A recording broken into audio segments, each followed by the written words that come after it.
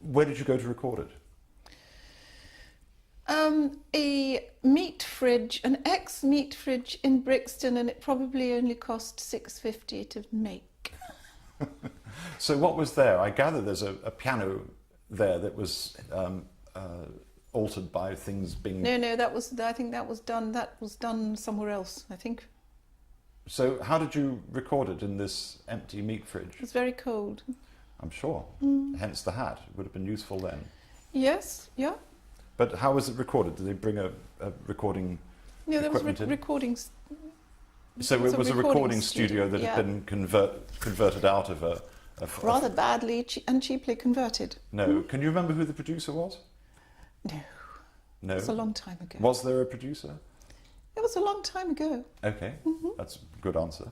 And were you there for all of the recording, or were you there just to do your bit once the other people had recorded the backing track? How was it recorded? I think there were only two others. Yes. Did you record it live as one thing, as a band, or did you record your vocal as an overdub? Separately. So they already had the backing track? Yeah. And you came along one day, evening, can't remember?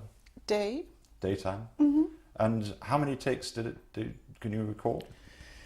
Not very many, No. I think. Huh? No.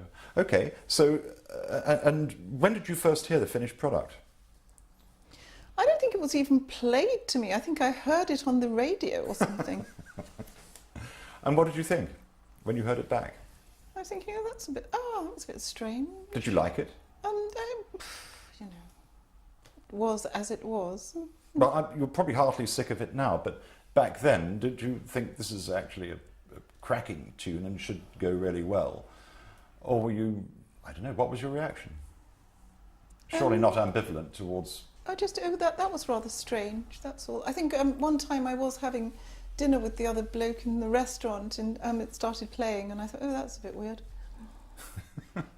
How serious a pop star were you? You had the art side. You will have to forgive me, I have not got an understanding of a serious pop star. No, that's... What is you're a quite serious right. pop That's star? a very good question. I mean, in that sense, how determined and keen were you to be successful, or was it just a bit of fun? I think it's neither of those things. I think it was an accident. Right. Or maybe not even an accident. It was one of those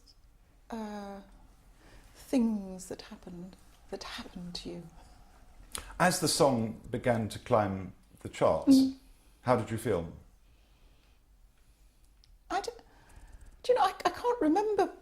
What do you mean, how did I feel? Delighted, exalted, embarrassed? Nothing so powerful. Okay. Once it got into the top 20, there was an appearance on Top of the Pops. Oh, yes. Well, I do remember going to Top of the Pops and I was given, treated very well and given an ensuite bathroom room and really looked after because people thought that I was really a really big pop star or something important. And we got to recording it, I think it was Dave Lee Travis, and people changed their minds when they found out that I couldn't remember the words, I couldn't even mime it. But the other thing that and so there were many, many takes. One of the things that I remembered was that they had all these sort of children, adolescents on the floor jiving, and really now health and safety would never ever have allowed this. There's these cameras whizzing around, nearly running them over. It was very dangerous for people. Did you enjoy it? I don't think I enjoyed it or didn't enjoy it. It's something that I did. The song reached the top 5 and stayed there for some time, and it did well in America, and I can tell you it even reached Australia, which was where I was domiciled at the time. Yes. And so it was big, Canada too. yeah, big news all over quite a lot of the world. Did that surprise you? It became so popular. I don't think I was aware of it. You could not help but be aware of it, surely, if you're the vocalist on a top 5 record. I had no idea of of how well it was doing. Oh, I did get a gold record, but as I said, I had to. I had to run after the money and make sure I got paid, and actually I didn't get paid to start with, and it isn't till relatively recently, you know, in all of this that I have direct accounting. Mm-hmm. So and latterly, you know, I did actually get the original information, and yes, I mean, it was stuff I just wasn't aware of. Mm-hmm. At the time. Mm. Understood. Well, I'm. Are you slightly surprised that there's still an interest in the song to this day? There are people who look you up on the internet and yes, send you congratulatory messages and yes. things like that. Does that surprise you, or is it? I think it's very pleasant. Well, it's nice to know there are byproducts. Deborah Evans-Stickland, thank you very much indeed for taking the time to talk to me today. You're very welcome.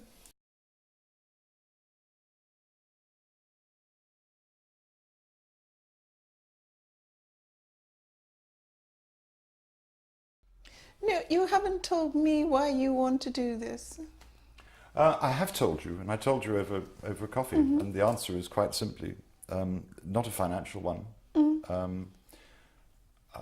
purely because I find it interesting from the point of view of not losing history. Mm. And I'm hoping that whatever the finished product will be will end up somewhere like YouTube, so that people who are interested, as I am, in Deborah Evans-Stickland, but don't have the opportunity to ask the questions that I've asked, have a chance to see you and hear you. And I'm sitting here as a fan of yours, just asking you questions about that record and that time. So you're preserving our heritage. I'm preserving part of my heritage and perhaps other people's. That's the intention.